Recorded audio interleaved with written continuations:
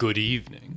Tonight, we find the dwarves of Chantedfins working to get the fortress under control after a rather intense year. We spent the past 12 months trapping and executing our goblin prisoners, hauling their corpses to the crypt, and reanimating them. We now have a respectable supply of caged undead goblins, including 10 wasting stalkers. This reanimated army will be invaluable in fortress defense. However, all this corpse hauling has left a number of our dwarves a bit stressed. The number of random murders in the fortress is increasing. The death rate is still quite manageable though, and actually contributes to the number of wasting stalkers, so we aren't too worried. Regular murders seem like a rather fitting tribute to Tig the Lustful, the dwarven goddess of death and disease. However, we'll need to be careful not to let it get too out of hand. If too many dwarves become stressed, it'll start to affect the efficiency of the whole fort. On a more exciting note, our observatory is fully functional, and we finally have time to make proper use of it.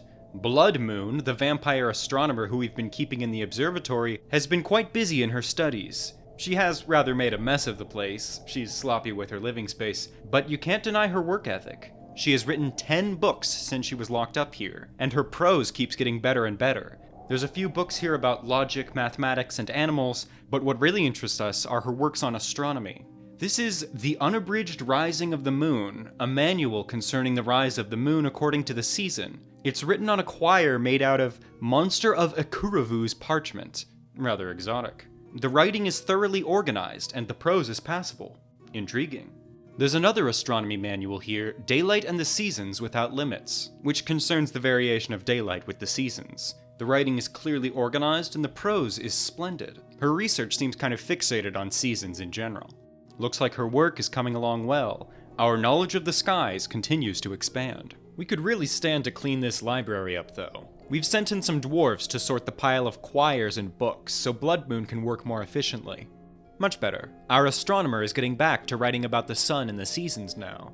There is another purpose to the observatory which we would like to explore. We may be able to use it to spy on our enemies and plan out our military movements. We've been attacked by the goblins of the Fell Witch and the undead forces of the Mummy King. Let's see what they're getting up to. Zacit peers through the lens. Well, to the east there's a few goblin forts, but it looks like they're just small mercenary groups, independent of the Fell Witch. I don't think we need to worry about them. Nearby we see the Tower of Wind Peaked, home to the necromantic forces of the godly prestige. It's the seat of power for C.T. Hammerstopped, the Mummy King.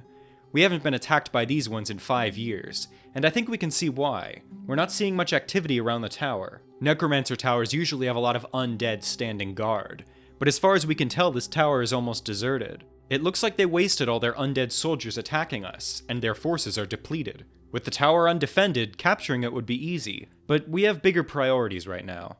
Up north lie the lands of the goblins, who have been assaulting us far more aggressively. Their nearest site is the Dark Goblin Pits of Seduced Beetles. They have around 100 goblins there, as well as a few dozen trolls and beak dogs. Looks like a prime target for our first attack. We'll be sending out the Copper Scrapes, a military squad we've had training on the surface for a few years. The Wasting Stalkers would probably be stronger combatants, but we need them here, defending the fortress. The Copper Scrapes are led by the only dwarf in the fort who has some skill as a tactician, the legendary axe dwarf, Rakust Fightboards. She's 91 years old and a faithful worshipper of Tig the Lustful. She's incredibly calm, slow to anger, stubborn, confident, and she's impartial and rarely moved to mercy. She's also unbelievably strong, which doesn't hurt. Rakust is the one who took down Spoku Nagaxkazlu Renum, the Forgotten Beast. She seems like a strong and cool-headed leader. The Copper Scrapes are in good hands. We're also sending the squad with a pack of war dogs. Hounds can be a great supplement to dwarven forces. The soldiers set off to pillage seduced beetles. They leave through the caverns. The underground provides good cover for an army on the move. A week or so later, the Copper Scrapes return. Rakust's tactical planning was superior to that of the goblins, but we had a slight positional disadvantage. Looks like the dogs didn't accomplish a whole bunch, and a number of them were struck down. However, the dwarves totally outmatched their enemies in combat, and killed dozens of goblins and trolls. We didn't make off with any loot, but I doubt the Dark Pits had much worth taking. Well, after their successful raid, we'll let our soldiers rest for a while before sending them off again. The war dogs weren't particularly impressive in combat, but we're going to have some rather more formidable war beasts soon. We have no less than 47 rhinoceros calves in our herd. Most of them have already reached their full size, but none are quite old enough for war training yet. In a few years, we'll get our first tame adult rhinos, and they will be a force to be reckoned with. We raised this herd from wild-caught rhinos out here in the Plain of Morning, and it has certainly been a long wait. A rhinoceros takes a full decade to reach adulthood, but I think this investment will pay off. Seeing our soldiers charging into battle with their war rhinos will be well worth it. Now this is interesting. The scholar Zephon Ethabdodoc has made a breakthrough in his research. He has learned new insights into why the wheel and axle construction is effective. Zephon is technically the apprentice of Blood Moon, though they haven't actually been in contact since she was separated from the rest of the fortress. Our necromancer mayor, Zasit, is pleased that our fortress is making new discoveries. Perhaps Zephon's findings will help us build new machinery in the fortress. It's now late spring of the year 563, and our soldiers are making another assault on seduced beetles. After another week or so, they return. Looks like the combat went down pretty similarly to last time. In this raid, we made off with some loot, a few books and some metal objects, as well as 3 beak dogs. We'll just slaughter the beasts for food. We have plenty of animals around here already. It's summer now in our 14th year, and as we send out the copper scrapes again to attempt to raze seduced beetles to the ground, the human caravan arrives. They're selling something interesting this year, a tame grizzly bear. They're ferocious creatures which can be trained for war. True, we'll soon have a herd of war rhinos, but every advantage helps. We'll purchase the animal along with the human's iron products. We can't actually produce steel from the ores here in Chantedfins, but we have a fluxstone layer, so we can melt down iron objects and smelt that into steel. We've equipped most of our military with full steel armor and weapons at this point. On the topic of our crafts dwarf ship, our dwarves have made many artifacts over the past few years. Most of them have been stored in our museum. However, a few notable ones are being displayed in other areas of the fortress. In the main hallway junction, under one of our mist generators, we have an artifact Shoral Grate. Am Kinlysig Neth Ikal, Gladness Berry, the Balance of Healers. It's worth 90,000. It is encrusted with square-cut shorls and briolet-cut alexandrites, studded with gold, decorated with naked moldog leather, and encircled with bands of rose-cut alexandrites. Centrally located in a high-traffic area, many dwarves will be able to admire it. Just north of the grate is an artifact Gabbro Millstone, worth 46,800. It's called Robust, Glow-Breached. We have it sitting in the hallway just so people can see it, but if we ever set up some windmills, we can use it to efficiently mill plants. It's decorated with pigtail and encircled with round basalt cabochons, vulture leather, and cave spider silk. The object menaces with spikes of gabbro, red pyrope, and iron. On the item is an image of tetrahedral tetrahedra in conglomerate, as well as an image of briolet-cut gems in coffee wood. Kind of some abstract geometry on this one. Zasit's mayoral chambers have been decorated with 2 artifact pieces of furniture, a green glass window and a crocodile bone bed. The former is called Vicebent, the Ray of Waxing. It has a value of 124,800. Quite impressive. It is studded with steel, decorated with emerald-cut green glass gems and deer leather, and encircled with bands of round, brilliant-cut green glass gems. The object is adorned with hanging rings of deer leather and menaces with spikes of green glass, iron, steel, and rhodolite. On the item is an image of a gizzard stone in alpaca wool. The window really brings the room together. The bed is called the Bandit of Trifles. It has a value of 9,600, which is rather pathetic to be honest. It is encircled with bands of crocodile bone. It's a fitting bedding place for an undead necromancer.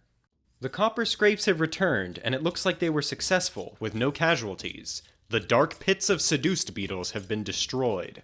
One of the war dogs actually took down 7 goblins during that raid, and at least one of our animals is accomplishing something. We also took some stuff from the site, but nothing very useful. The captain of the Copper Scrapes, Rakust Fightboards, is now known as Rakust Fightboards, the humble fords of land, for her great feats of courage abroad. We're assigning the war grizzly bear to her. She has named it Dumont Mindline. Really rolls off the tongue. The next target we set our sights on is the Goblin Dark Pits of Fat Poison. Another settlement of the Fell Witch, this location seems to be about as populous as Seduced Beetles was. The Copper Scrapes set off to raise the settlement immediately. They soon return. While Fat Poison still stands, its forces have been heavily depleted. Rakust's leadership was inspiring. Our dwarves once again cut through their opponents easily, using our war beasts as distractions. A few of the dogs managed to take down some goblins, a number of them were killed, and the grizzly bear ripped open a few goblins as well. Perhaps the most impressive animal we brought along was the dog Zas Theaterfair, who clashed with 19 trolls and took down 6 of them. That's a good boy. Since our military campaign has been so successful thus far, we're going to spend a few months sending out attacks on the goblins. We'll mostly be targeting the moderately populated dark pits. We should be able to overrun them pretty easily. But the goblins aren't going to take our attacks lying down. In early autumn, a vile force of darkness arrives, and this time, they've sent in the cavalry. We're being invaded by well over 100 goblins, all mounted on beak dogs. About 40 trolls bring up the rear. A siege of this size is best approached cautiously. We retreat inside and lock up the gate. We had been hoping to set up some zombie deployment huts to use on the next siege, but unfortunately they aren't ready yet. For now, we station our Marksdwarves on the wall and begin chipping away at the goblin forces with crossbows. The Marksdwarves are taking some of them down, but it's slow going. We've only killed a few goblins and trolls. But wow, these siegers fold easily. They're tucking tail and running off after less than 2 weeks. I guess they didn't want to stick around and meet our wasting stalkers. These goblins are smarter than they look. While the Gilded Graves cut down the stragglers, the Werelama Chief Executioner Smutsu Zest Stungesbo has come. Now you will know why you fear the night. We have some civilians outside now. Let's hope the Gilded Graves reach the beast before it kills anyone. Oh yes, a Mace Lord easily takes down the Werebeast single-handedly, without taking a scratch. Looks like this werebeast was a goblin, hailing from the Union of Kegs, our human allies from the eastern side of the continent. She actually held a noble position there as Chief Executioner. I'm sure they'll understand that we had to execute their executioner. We've honestly done them a favor. Imagine if she had started rampaging through one of their heavily populated towns. The eastern side of the folded continent certainly seems like a dangerous place. Countless necromancer towers have sprung up across the landscape, threatening the locals and spreading evil corruption.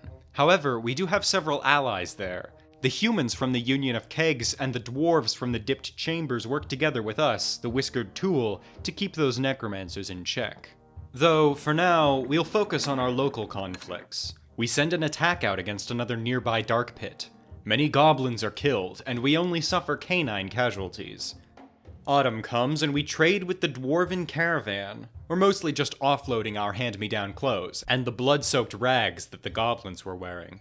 Chantedfins has started to fall into a groove. We trade off our excess junk, whittle down the goblin settlements, and generally have little trouble dispersing any sieges that attack us.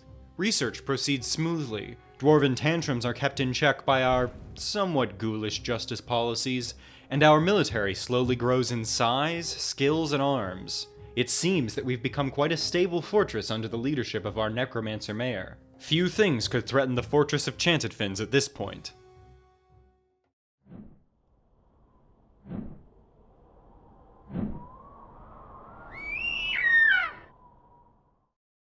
The rock, Alnos Hodetaquil Thomo Utast, has come. A bird of prey so large and ferocious, it dwarfs many dragons. All beneath its mighty wings should fear the sky. This beast once stalked the continent of Passions to the west, killing 92 people in its slaughter. Now it has crossed the Comedic Sea and seeks dwarf flesh. Civilians to the burrows, Marksdwarves to the walls. The Gilded Graves will charge out to face Alnos directly. Alnos has encountered a wild giant albatross, a considerably smaller creature, and the two fight in the air. Alnos tears off the albatross's right leg, though the seabird got a few good scratches in. The two great birds break off their fight. This might be our best chance to attack. The wasting stalkers move in. The rock descends slowly. And once in range, our militia commander plunges his artifact bismuth bronze spear into the creature's head. Alnos Hodetaquil Thomos Utast has been struck down. Our undead soldiers have once again come through, defending the fortress from a great enemy. Better still, the body seems intact enough for Zesite to experiment on it. What secrets of life and death might we learn from studying this creature? The bird's body is hauled down to the crypt. Zacit summons the power of Tig and returns life to the rock. The bird is quickly trapped in a huge lead cage. Our mayor orders this great monstrosity hauled up to the tower, into her throne room. Alnos is now a symbol of the power of Tig the Lustful. Even the mightiest beasts cannot escape death itself. All who fall in Chantedfins will come to serve Tig's divine carnage. Hail to Tig the Lustful, and hail to Zacit Azoth Dumat! But it's getting late, and I must retire. Come find me again some other night, and hear more tales from the legendary fortress of Chantedfins.